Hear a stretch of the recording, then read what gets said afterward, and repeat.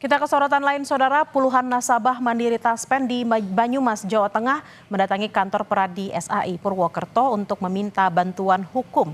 Nasabah mengaku ditipu dengan total kerugian mencapai lebih dari 8 miliar rupiah.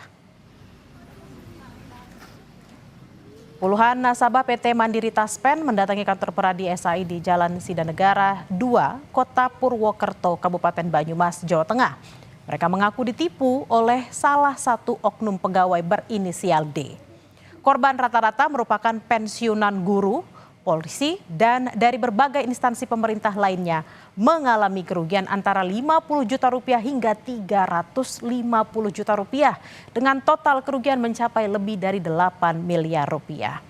Hingga Selasa sore, Saudara, pihak Peradi SAI Purwokerto mencatat sudah ada 41 korban yang mengadu dan minta pendampingan hukum untuk menyelesaikan perkara ini.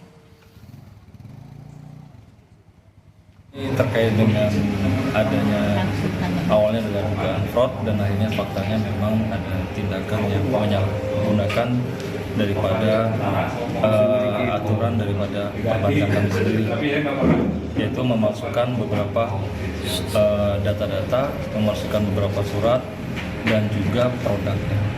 Utamanya adalah produk. Yang produknya tidak ada di Bank Mandiri Taspen, dia jual menggunakan kredit Bank Mandiri Taspen seperti itu.